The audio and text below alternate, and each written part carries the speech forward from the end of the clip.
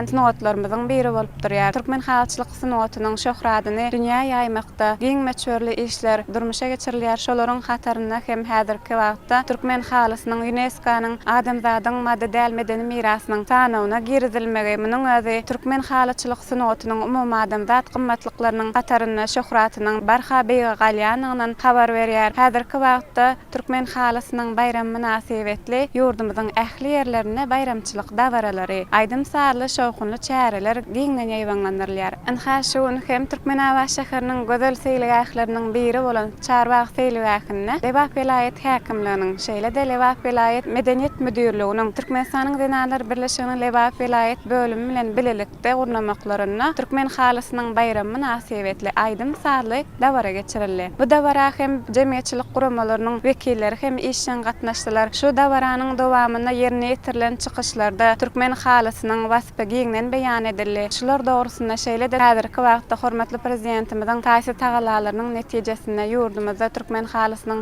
dünýä derejesindäki şöhratyny barha beýge galdyrmakdaky işler dogrusynda söhbetleşdigimizi siziň bilen dowam edäýsek. Merdana ata-babalarymyzyň arzulan zamanasynda berkarar döwrüň täze ýamynyň galkynç döwründe hormatly prezidentimiziň parasatly ýol başlygynda milli gymmatlyklarymy bilen bir hatarda halçylyk synotyna hem ulusarpa goýulmagy Türkmen halkynyň başyny göwge ýetirýär. Türkmen halysynyň bayramy her ýylyň soňky ýekşenmesinde uludan dawaraly ýagdaýda Türkmenistan diýarymyzyň ähli künjeklerinde dawaraly ýagdaýda bellenip geçirilýär.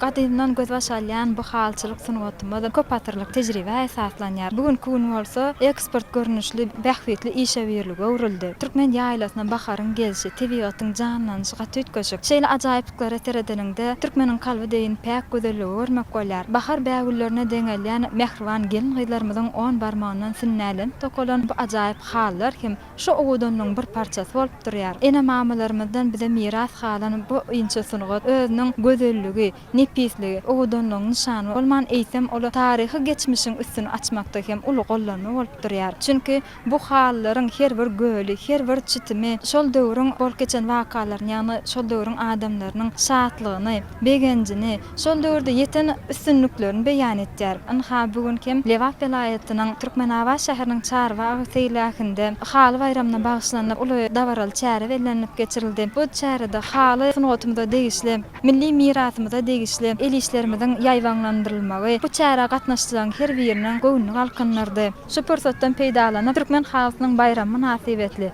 gahrman arkadamyzy, arkadaly gahrman serdarymyzy, tutuş Türkmen halkymyzy tüýsürekden gutlaýaryn. Şeýle ajaýyplikler peşkeş beren gahrman arkadamyzyň, arkadaly gahrman serdarymyzyň janlary sag ömürler uzak bolsun. El ýurt bähwetli, umumy adamzat ähmiýetli alyp barýan işleri elmi damara waşdyra beslensin. Sag bolan, arzularyňyz hasyl bolsun. Biz hem size Türkmen milli halysy bolan halçylyk synotymyzy ýaşlaryň arasynda ýerlerde wagt nesihat etmekde alyp barýan işleriňizde uly üstünlikleri arzu edýär. Bayramlaryňyz gutly bolsun. Sag bolun.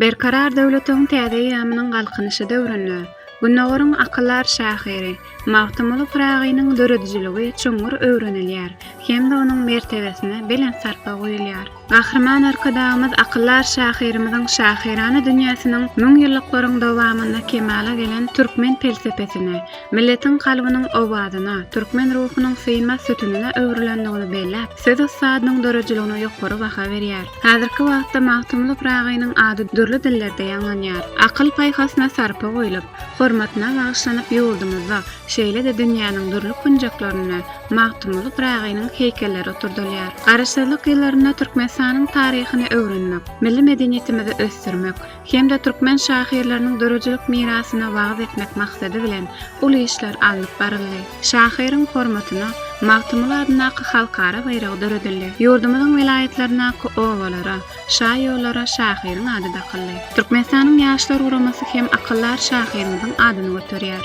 Her ýyl ýurdumyzda medeniýet we synag değişiklikleriniň kemde Magtymyl Pragynyň şahryýet gününiň bellenilmegi de akyllar şahyrymyzyň halkymyzyň arasynda çoňur hormatlanýanlygyny aşkar edýär. Ýurdumyzda nushaw şahyrymyz Magtymyl Pragynyň dowlanynyň 300 ýyllygyny giňden dawaralandyrmak, çeper sözi sadynyň baý edebi mirasyny düýpli öwrenmek maksady bilen Türkmenistanyň Agrar Partiýasynyň Liwat vilayet halaç itiraf komitetläriniň bilelikde gurnulmaklaryna dany şahyrymyzyň bilim alan ojagy bolan Idris Baba medresesinä gedelenç gurnuldy. Bu edebi gedelenje etrawyň bilim işgärleri, okuwçy ýaşlar gatnaşdylar. Çykyşlarda häzirki wagtda ýurdumyzda hormatly prezidentimiziň medeniýetimiziň, edebiýatymyzyň şöhratyny dawaralandyrmak barada tutumly işleri, nushawy şahyrymyz beýik akyllaryň ömrü we döredjilik ýoly, şahyryň bilim almagyna uly orun eýelen Idris Baba medresesi barasyndaky gymmatly pikirler beýan edildi. Beýik sözi sadynyň bilim alan ojagy bolan Idris Baba medresesine gedelenje gatnaşyjylar akyllar şahyrymyzyň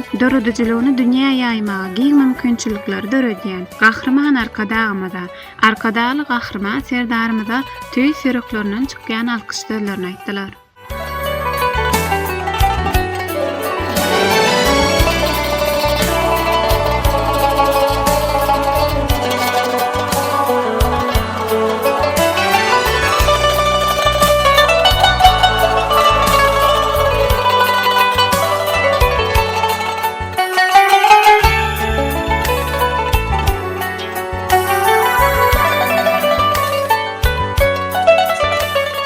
Men Türkmenistanyň Agrar Partiýasynyň Liwat vilayet halaç itiraf komitetiniň esas hünärmeni Aýgözel Rozaýewa berkarar döwletimiziň täze ýamynyň galkynyş döwründe arkadaly gahrman serdarymyzyň parasatly ýolbaşçylygynda ýurdumyzyň ähli ulgamlarynda uly ösüşler gazanylyp belen sepkitlere ýetilýär. Ýurdumyzyň beýle kulgamlar bilen bir hatarda owa hojalygyny ýokary depinler bilen östürmekde maksatnamalaryň işler durmuşa geçirilýär.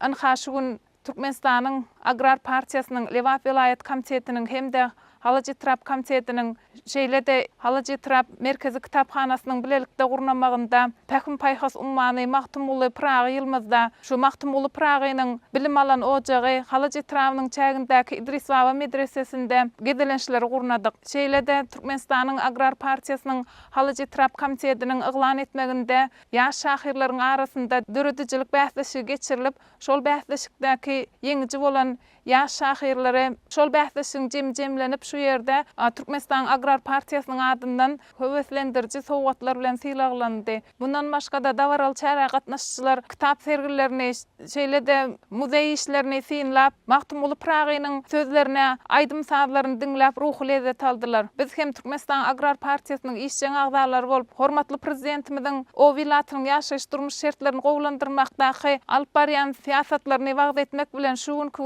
Idris Baba medresesinde arkadaly gahrman serdarymyzyň ýetidekininden sızlyp çykan äne müňýylliklardan gözde şalýan medeniýet adly kitabynyň tanışdyrylış dawrasyny gurnadyk. Şol kitabyň içinde gadymy äne medeniýeti giňişleýin beýan edilýär. Elbetde bu şol döwürdäki Türkmen halkynyň ösüşlerini aýdyň beýan edýär hemde şonu öwrenmekde biz Türkmen halkyna gollanma bolup durýar. Şu ajaýyp kitapda Magtymyl Pragy hakynda hem bir näçe ajaýyp jümleler ýazylypdyr. Şeýlede täze kitabyň tanışdyrylış dawarasynda Magtymyl Pragynyň san bolsam diýen goşgysy uly buýsanç bilen okaldy. Bir de şeýle eşretli zamanada ýaşamagy, işlemäge döretip berýän giň mümkinçilikler üçin Türkmen halkynyň milli lideri gahrman arkadagymyza, hormatly prezidentimiz arkadaly gahrman serdarymyza köp sag bolsunlar aýdýar. Goý Türkmen halkynyň milli lideri gahrman arkadagymyzyň, arkadaly gahrman serdarymyzyň janlar sag bolsun alyp barýan ýyl ýurt bähwetli umum adamda dähmetli işleri elmydama rowaşlyklary weslensin.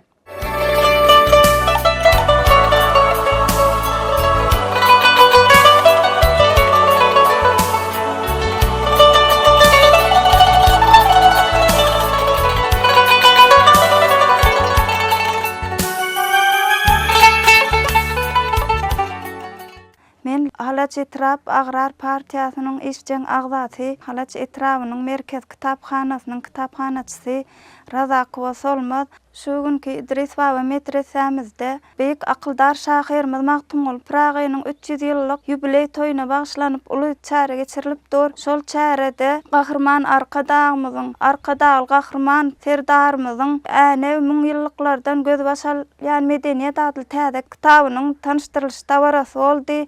Şol sanda ýaş şahyrlar, mektep okuýçylarynyň arasynda ýaş şahyrlaryň bätleşi boldy. Biz üçin ören gyzykly boldy. Şeýle döwürde, şeýle zamanada, beýik döwürde ýaşaýanymyzda bu insanlar ilmiňe baş egýär. Söz ustady Pragym, gyzlayaga ayak basyp iz galdyran Pragym, İdris Baba medresesi beýik akyldar şahyrymyz Magtumul Pragynyň bilim almak üçin ilkinji gapysyny açan medreseleriniň biri bolup durýar. İdris Baba medresesinde Gündize gün giýja maktab derýa oldurlebap adly setirlerinde Magtumul Pragy am derýanyň boýlarynda gezip İdris Baba'da bilim alyp gidenligini şeýle setirler bile bellek geçýär. Beýik akyldaryň ýazan goşgulary döwürden döwüre, asyrdan asyra geçip bize baklyk ýadygар bolup galdy. Biziň geljek nesillerimize de ýadygар bolup galdy. Äne 1000 ýyllyklardan göz başalýan medeniýet adly kitabymyzda da biziň akyldar şahyrymyzyň giň orun diýen sahypalary bar. Bu kitap birnäçe bölümlerden durýar. Äne 1000 ýyllyklardan alqaýtýan taryhy biziň ruh gymmatlyklarymyz uly gymmatly kitap bolup biziň elimize guşdy. Şu kitapda ähli taryhdan beýik şahyrymyz Magtumul Pragynyň döwründen öwrenmäge, okumaga, şeýle de gadymy Änew şäheri barada, medeni, gadymy gymmatlyklar barada köp zatlar ýerleşdirilen. Biz kitapxana işgärlerine şeýle mümkinçilikleri döredip berýän türkmen halkynyň milli lideri, gahrman arkadağımıza, arkadagal gahrman serdarymyza köp sag bolsunlar aýtýan. Goý gahrman arkadağymyzyň, arkadagal gahrman serdarymyzyň janlary sag bolsun, jan işleri elmidama rywaj alsyn, galamlary ýitip bolsun, kitaplarynyň sany köp bolsun.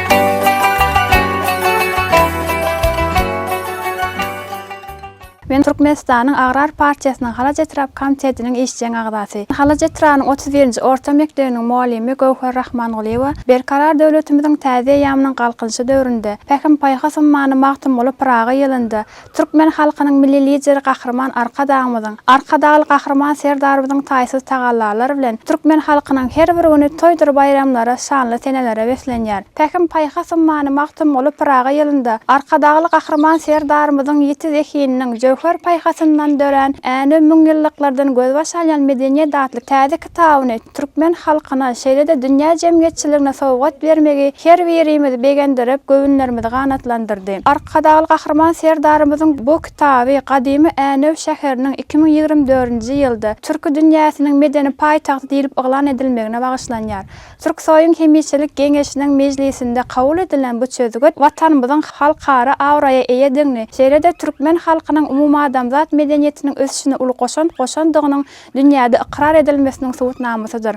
Hormatly prezidentimiziň äne 1000 ýyllyklardan göz başalýan medeniýet adly kitabynda ekrançylygyň dören ýeri, şeýle-de ak bugdaýyň watany diýip hasap tanalýan Änew şäheriniň şöhratly taryhy barada beýan edilýär. Gadymy medeni ojaklaryň merkezi hasaplanylýan Änew şäheri baý taryhy bilen tapawutlanýar. Hormatly prezidentimiz kitapda gadymy Änew adamzat taryhyndaky medeni möhüm merkezleriň biridir. Änew şäheri diňe taryh bilen däl, eýsem şu günkü ajaýyplygy geljege udaýan gönümel, ösüşli beýik maksatlary bilen hem dünýäniň ünsüni özüne çekip bilýär diýip belleýär. Kitapda dünýäweli Rafael Pampeli, Vadim Massonyň, Viktor Saryanidi ýaly alymlaryň, arheologlaryň bu medeni merkezde gaza bagtarış işlerini geçirip birnäçe açyşlar edenlikleri hem bilinilýär. Arkadagal gahrman serdarymyzyň bu ajaýyp kitaby gadymy änewiň täsinlikleri, taryhy birleşdirýän uly wakalar Ahal ýaýlasynda gadymy änewiň şöhratly ýoly dowamaty uzaýarya adly bablardan we birnäçe bölümlerden ibaratdyr.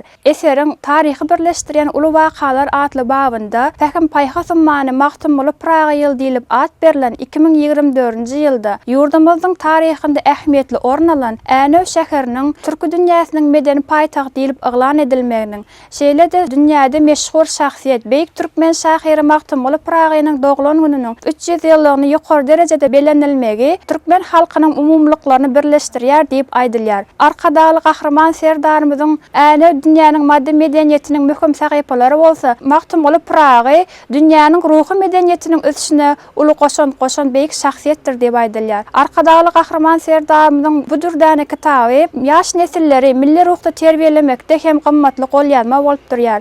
Ýaş nesillerde şöhratly taryhymyza buýsanç töretmek, şeýle-de gadymy medeniýetimizi öwrenmekde bu kitabyň ähmiýeti ören ulydyr. Magtymly Pragaýynyň arzuwynyň amala aşan zamanasynda garaşsyz hemişelik beýtaraf watanymyza, asuda parlayan tığymyza buýsanyp ýaşaýar. Bu buýsanç bolsa bizi ruhlandyrýar. Türkmen ýaşlarynyň döwrewa bilim ojaklarynda okamaga, zähmet çekmäge, şeýle-de bagtyýar durmuşda ýaşamak üçin giň mümkinçilikler döredip berýän. Gahrman arkadaly gahrman serdarymyzyň janlary sag ömürleri uzak bolsun, beýik işleri hemişe üstünliklere beslensin.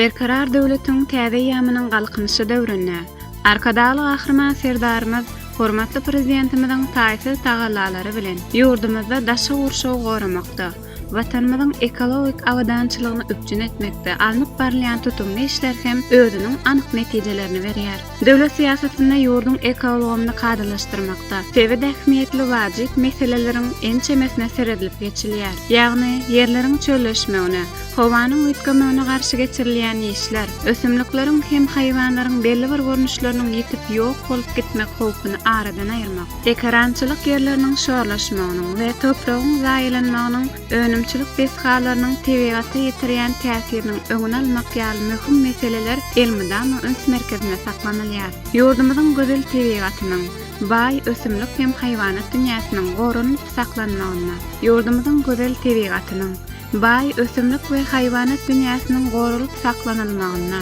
daşy urşawyň ekologiýa durnaklygyna, diýarymyzyň döwlet tebii gorakhanalarynyň işgärleri hem özleriniň münasip goşantlaryny goşýarlar.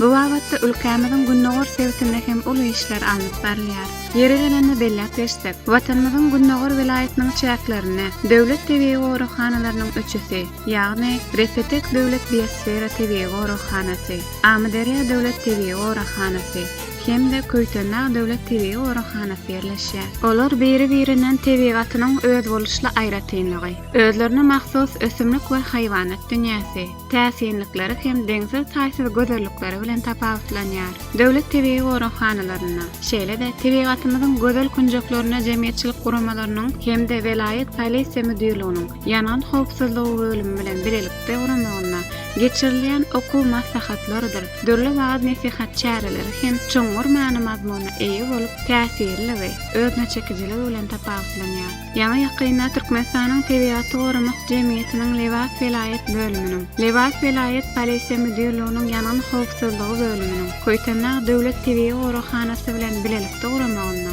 Etraf hasahanasynyň, bilim ulgamynyň, şeýle hem etrabyň alyjylar jemgyýetiniň işgärleriniň gatnaşmagyna, gözel tebigatymyza ýanan howpyndan goralyň ady bilen geçirilen amal okuw maslahaty hem ýatda galaje, täsirli fursatlara baý boldy. Okuw maslahatynyň dowamynda oňa gatnaşyjylar Köýtenä döwlet tebii gorakhanasyndaky köp türlügi bilen tapawutlanýan tebigatyň gözel kunjaklaryny aýlanyp görmek bilen ösümlik we haýwanat dünýäsi, ekologik hem daşy urşaw ýaly meselelere giňişlen serep geçdirer. Okuw maslahatyna arkadaly gahrman serdarymyz hormatly prezidentimiziň parasatly baş tutanlygyna, Ülkemizin ekologik awdançylygyna gönükdirilen döwlet siýasatlarynyň çäklerini ýurdumyzda bagy we sağlyga öwürmekde, daşy urşawy goramakda, millet okuy maksatnamasyny üstünlikli amala aşyrmakda alınıp barlayan wajyp ähmiýetli işler.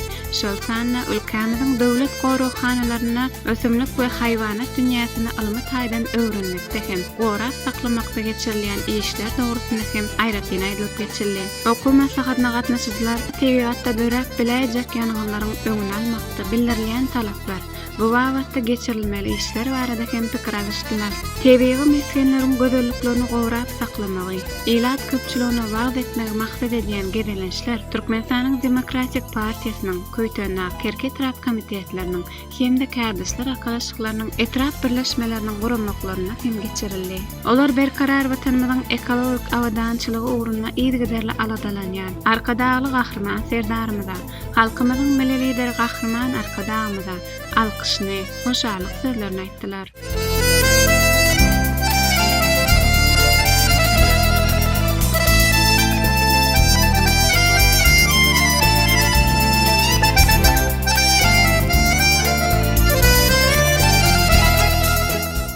Men Türkmenistanyň Tebigaty goramak jemgyýetiniň Lewap vilayet bölüminiň başlygynyň ornbasary Merdan Jumayew. Gözbaşyny asyrlaryň jümmüşinden alyp baýdan hiç bir ýurdun kam meňdemeýän tebigat gözelliklerimizi, täsirliklerimizi, gurbagly tokoýlarymyzy, depesi ak garly gojaman köýten dagy çırpydyp akyp ýatan Amy derýa we onuň ösümlik we haýwanat dünýäsiniň aýyrtynlyklaryny geňden açyp görkezmek maksady bilen ýurdumyzyň gündogor sevgisini saparlar urap 40 ýylyň suwdurlaryny, mukaddes gaýnar wabany, Amy derýanyň ösümlik ve haýwanat dünýäsini, täsirliklerini, hyrly şahly umgalary, dağ tekelerini, suraty we video süjetlere düşürüp vilayetin mekteplerinde, çağlar, bakça baglarında bolup, şol mukaddeslikleri düşürülen ýöreýte suratlary we roliklerin üstü bilen ýaşlarymyzda ekologiýa we tebigat gözelliklerine bolan söýgüsini artdyrýar. Olardan başga da her pasl boluşy aýyrtynlyklarynyň boluşy ýaly her paslda ağaç lahallaryna edilmeli ýa-da agrotehnik çäreleriň dogrusunda gurulmalar geçirilip, hormatly prezidentimiz arkadaly gahrman serdarymyzyň yglan eden Tokoy döwlet maksatnamasynyň durmuşa geçirilişi dogrusunda giň manyly gurulmalar geçirilýär. Bag bereketiniň eşretleri durmuşyň egsilmez çeşmesi, hasaplap gelen ata-babalarymyzyň asyrlar boýy arzu umytlary hasyl bolup, ihlas hajulary siňdirilip ýetişdirilýän agaç nahallar bugünkü gün gurbaglyga öwrüldi. Şeýle döwletli işlerde ihlassyzlyk, halal rahmetin asyl nuskalaryny görkezip, rahmetleri çekip gelýän Türkmenistan Tebigaty goramak jemgyýetiniň Lewap vilayet bölüminiň agzybir işgärleriniň aladalar hasta aýdyň duýulýar. Her ýylyň bahar we güz bag ekişliginde geçişdirilýän bag nahallaryny, bägülleri, mekteplere, çağlar, bakça baglaryna, ýöreýte orta hüner mekteplerine, edara guramalara, kärhanalara paýlap saldamly goşantymyzy goşýarys. Biziň nahalhanamyzda agaç nahallarynyň we hoş we ýysly bägülleriň müňlerçe düýpleri ýetişdirilýär. Geçen ýyl arkada Serdarly Bagtyýar ýaşlar ýyly bolan 2023-nji ýylda saýaly türli agaçlarynyň nahallarynyň hoş we ýysly bägülleriň müňlerçe düýü ýetişdirilip, vilayetin mekteplerine, orta hüner okuw mekteplerine, edara guramalara, kärhanalara paýlandy. Nahallardan boşan yerlere bolsa bägülleriň müňlerçe düýüp oturdyldy. Haýwanat dünýämizde söýgü döretmek, ýurdumyzy gelecekde dolandyrjak ýaşlarymyzy Tebigatyň çäklerinde ýaşaýan haýwanlaryň, kuşlaryň görnüşleri bilen ýakyndan tanışmaklygy, olar hakda yeterlik düşünceleri ele almaklary uğrunda aladalar edip öz güýjümiz bilen taýarlan video we foto suratlaryň, gerbäpleriň üstü bilen olarda söýgü döretmäge çalışýar. Tomus paslynyň golaýlamagy bilen Tebigaty ýanyň howpundan goramagy, hasta ünsli çemeleşmegini talap edýär. Tokoy hojalyklarynda, döwlet gorakhanlarynda ýylyň bütün dowamında ýanynyň döremeginiň öňüni almaga çalışylýar. Olaryň çäklerinde aralaşan her bir adam ýanyň howpsuzlyk kadalarynyň düzgünlerini berja etmelidirler. Tebigat we meýdan şertleri bilen bagly işleýänler üçin çay gaýnatmak, nahar üçirmek üçin açyk yerleri saýlap almalıdırlar. Qaydanlarında yanın odun közünü toprağa gömmelidirler. Tokoyda işleyen teknikalardan yanğın döremi akmal. Yanğının öňüni almak maksady bilen uçkun söndürýän enjamlary ulanmaklygy zerurdur. Biz gelecekde hem bu alınıp barýan işlerin depkinini gowşatman, dünýäniň haýrana galdyran türkmen teýwatyna bolan söýgüniň kämilleşmegini gazanyp, Pekin paýhas ummany maktum bolup Praga ýylyny dawaralandyrar. Türkmen halkynyň milli lideri Gahrman Arkadağymyzyň, Arkadagy Gahrman serdarymyzyň türkmen teýwatyny gözelleşdirmek, daşky gurşaw gorap saklamak, şa ýollaryň köçeleriniň uğurlaryny bagy bossanlyga büremek baradaky talaplary dol berjay edilýär. Eziz ýarymyzy bagy bossanlyga büremek baradaky tagallalar üçin Gahrman Arkadağymyza, Arkadagy Gahrman serdarymyza köp sag bolsun aýdýar. Bizi şeýle eşretli döwürde ýaşajan türkmen halkynyň milli lideri Gahrman Arkadağymyzyň, Arkadagy Gahrman serdarymyzyň janlary sag bolsun, ömürleri uzak bolsun. İl wagtly alyp barýan işleri rowaj alsyn.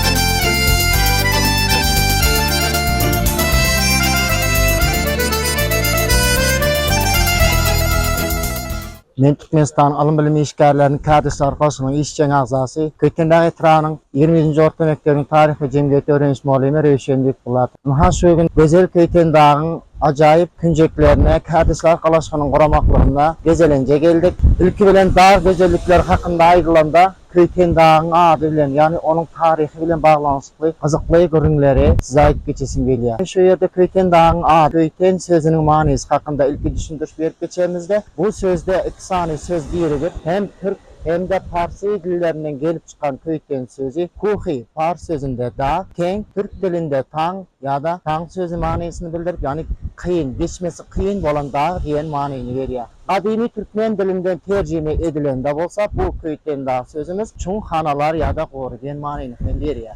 Demek biz görüşümüz ýaly, hasyn edişimiz ýaly bu dağın çürk kesik käbir derelerine, bari ýok edine asmanyň iňçejik ak çyzyk bolup görünýän ýerlerine biz şaýat boldyk. Kırkız deresiniň taryhy hem halkymyzyň arasında owadan bir ajaýyp rowayatlara beslenip nesilden nesile ağızdan ağza geçip bizim şu günkü günlerimize yetip gelipdir. Köken dağımızın en ajaýyp ýerleriniň ýene birisi Hojapil obamyzda ýerleşýän Umbar dere ýa bolmasa dinozawryň izlary. Aňyrsy 1000 ýylliklardan göz başyna alýan dinozawryň owadan apat ayak izlary, demek has seýahatçylary ýa-da dünýä ünsüni özüne çekýän gözellikleriň birisi hasaplanýar. Hojapil obasynda ýerleşýän ajaýyp Aňyrsy 1000 ýylliklardan göz başy alýan dinozawrlaryň izlary dünýä jahan keşteleriniň hem ünsüni özüne çekýär. Bu ýerde ýerleşýän Umbar deremiz hakynda hem ajaýyp rowayatlar, ýani milli liderimiziň Türkmenistan Büyük İpek ýolunyň ýüregi atly kitabynyň 1-nji tomunda getiriler. Kadymy dinozawrlaryň ayak izlary diňe bir öz ýurdumyzyň gözelligine däl, dünýä ýurtlarynyň arasynda seyrek duş gelýän ajaýyplaryň birisi hasaplanýar we jahan keşteleriň ünsüni özünde jemleýär. Köyten dağımyzyň ýene bir şeýle ajaýyp gözellikleriniň biri Köyten ovasında yerleşen Kette Köl. Yani bu köl Türkmenistan'ın en çoğun köllerinin biri hasaplanıyor. Onun çoğunluğu 59 metre yetiyor. Köyten dağımızın en çört depesi yani Ayrababa büyüklüğü 3139 metre yerleşip onun adının gel çıkışı demek öğren acayip tarihi rivayetler bilen bağlanışıklı. Ayrababa belentliği bu Türkmenistan'ın en büyük nokadı olup o yerde yani Oktyabr ayından başlap ta may ayının ahirine çenli kar saklanıp kalıp bilinir. Köyten dağın acayip özellikleri yani onun günbatar tarafında has giyirip ve çıkması kıyın olan derelerin, cülgelerin gözellikleri bilen utkaşıyar. Kalıverse gün orta tarafında yani Daray dere ve Kvars odamlıkları bilen, garlık kovakları bilen utkaşıp gidiyor. Bize şeyle mümkünçilikleri döredip veren Türkmen halkının milli lideri Gahrman Arkadağymyzyň, Arkadagy Gahrman serdarymyzyň janlary sag, ömürleri uzak, tutýan tutumly işleri rowaj alsyn.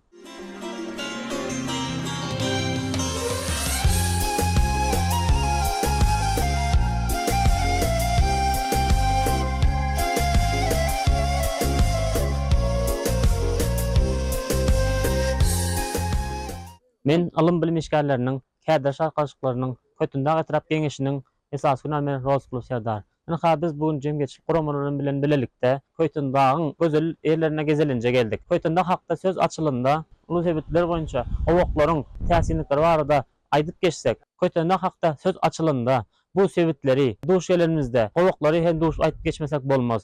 Kötündagyň owaklarynyň esasan şol 40 gowagy, uzunlygy 200 km, iýini bary ýogy 15-20 metre. Kırkızın gümmesi 80 metre çenli badır. Yine de şular yani täsin gowaklarının biri gülşünün gowagydyr. Gülşünün gowagy täsinlikleri ajaýplara baydır. Gülşünün gowagyň uzunlygy 1 kilometre ýetdi. Käçik görünüşindäki girelgesi ve egrem hektaş ýaly egrem buramy ýoly köwrege eltýändir. Hojapyl owazynyň olaýynda ziyaratçylary we seýahatçylary özüne çekken 40 gowakym yerleşýändir. Onun gaýalary 200 metre çenli. İni boyu boyunça 15-20 metre çenli. 40 gyzyň gümmesi 80 metre çenli badyr. 40 gyz gowagynyň üstünden üzüm ýaly sallanıp duran dağ otlary hem yerleşýär. Olar hem bir täsin gözellige baýdyr. Biz jemgyýetçilik guramlaryny bilelikde Köýtün dagyň gözel ýerlerine gezelenje geldik. Gezelenç diýseň täsirli geçdi. Biz gezelenjiň üstü bilen Köýtün dagyň owadan gözel ýerlerini, gyzykly maglumatlaryny öwrendik.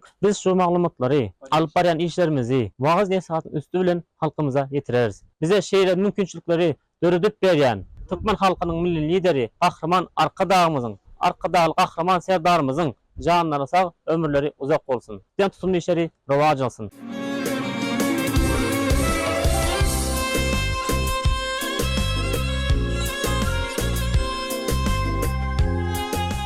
Men Türkmenistanyň Demokratik Partiýasynyň Lewap Ýalyt komitetiniň parça guramaçysy Aýjama Gurbanowa. Berkarar döwletimiziň täze ýamynyň galkynyşy döwründe Türkmen halkynyň milli lideri Gahrman Arkadağymyzyň, Arkadaly Gahrman serdarymyzyň paratatly ýolbaşçylygynda Türkmen halkynyň baý hemde şöhratly taryhyny we medeni mirasyny ilmi esasda öwrenilip, onu halkymyza ve yaş nesilmede yetirmek, gorap saklamak boýunça giň gerimli işler durmuşa geçirilýär. Ynha şu gün Türkmenistanyň Demokratik Partiýasynyň Lewap Ýalyt etraf komitetleri bilen bilelikde Amderýanyň sak kenarynda ýerleşen Köýten daglaryna gezelenje geldik. Türkmen halky özüniň baý medeni mirasy, ruhy we maddi gymmatlyklary bilen dünýä sivilizasiýasynyň ösüşine öz goşandyny münasip derejede goşan milletdir. Köýten daglary gaýtalanmajak gözelligi eýe bolan ene toprağymyz özüniň täsirini tebigaty bilen gören hayran edýär. Çogly güneşi, gojaman daglary, ösümlik we haýwanat dünýäsi bilen tanalýan gadim hem müdim Türkmen toprağynyň şeýle ajaýyp we täsinlikleri bardyr. Köýten dagy gerişlerinde depesi garly, şipaly çeşmeleriň owdanlygy bilen haýran edýän gözel şaglawyklaryň ýaş asyr aşan daratlaryň we gadim ýamlarda ýaşan haýwanlaryň ýyzlarynyň başy örilip giden ýerleriniň mekanydyr. Gojaman Köýten dagy etekläp oturan Hojaypyl owasynda ýerleşen taryhy arheologik ýadygärlikleri bilen birlikde 40 gowany şeýle de dünýä bilermenlerini haýran galdyran 2500-dan gowrak dinozawrlaryň ýyzlary bardyr. Bilermenleriň aýtmagyna görä dinozawrlar 150 million ýyl mundan ozal ýaşapdyrlar.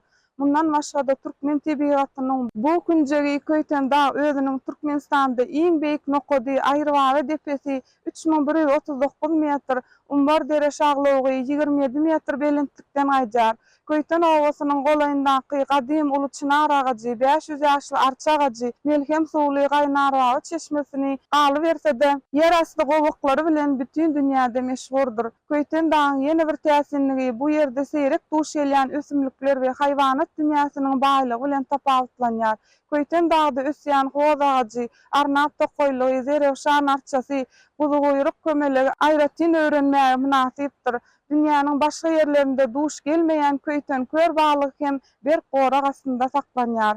Diňe biziň ýurdumyzda türkmen alymlar tarapyndan tapylan bir mahal ýetip ýok bolup giden jandarlaryň ýyzlary bütün dünýäni haýrana galdyrýar. Bize şeýle mümkinçilikler döredip beren türkmen halkynyň milli lideri Gahrman Arkadağymyzyň, hormatly prezidentimiz Arkadaly Gahrman serdarymyzyň janlary sag, belent başlar aman bolsun. İl ýurt bähwetli bütün adamzat ähmiýetli, beýik tutumly işleri mudam rowaşlyklara wetlensin.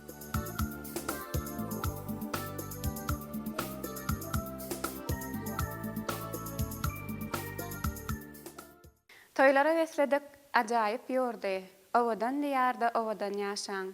Watanymyz parahat, asmanymyz dury, owadan diýarda owadan ýaşaň. Geljegi nurany bagtyar günler, zemini doldurýar ajap aýdymlar. Şapagy şowlal dogýan ak daňlar, owadan diýarda owadan ýaşaň. Mehriban ýerleşler, edil watandaşlar, ynha biziň diýar epleşigimiziň şu sanyny size ýetirmek islen söhbetli görnüşlerimiz şulardan ibaret. Bizde yine bir yola can sağlığını, maşgalaq da berligini, döwletli ojaklaryňyza ene hudularının, çağı ulkularının belenten ýanglanmagyna tüýsürýümizden ardy edýäris. Garaşsyz baky bitirip Türkmenistan döwletimizi ösüşiň täze belentliklerine sary önamly öňe alyp barýan, halkymyzy nurany günler bilen besleýän, Türkmen halkynyň milli lideri, gahrman arkadaly gahrman serdarymyzyň janlary sag bolsun, ömürleri uzak bolsun, il bähwitli, ýurt ähmiýetli alyp barýan beýik tutumly işleri rowaj alsyn. Goşa bayramlarymyz bolan Ağ şäherimiz Aşgabat şäheriniň döredileni bilen şeýle hem eň soňky jaň dabarasy. Milli gymmatlygymyz hasaplanýan Türkmen halysynyň bayramy bilen Türkmen halkynyň milli lideri gahrman arkadaly gahrman serdarymyzy, mehriban Türkmen halkymyzy tüýsürýümizden utlaýarys. Toýlarymyz toýlar olaşsyn. Mehriban watandaşlar edýdilleşler inhaş eyle ýaşy arzu-umytları bilen Lewap vilayatynyň durmuşyna töhfet açýan diýar ýepleşigimiziň şu sanyny geçirip gutarýarys. Ýene-de ýagşy günlerde, toýly günlerde diýdarlaşýança hoş sag bolan mehriban watandaşlar gepleşig alyp bardy Lewap vilayaty radio studiýasyndan Näzik Jomartowa.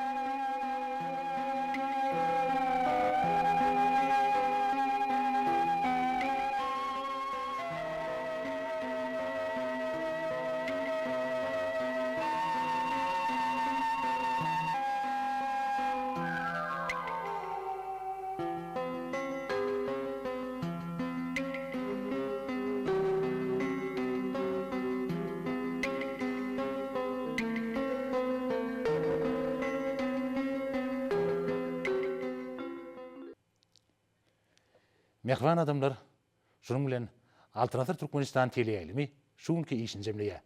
Gijaňyz rahat bolsun, edýärleşler.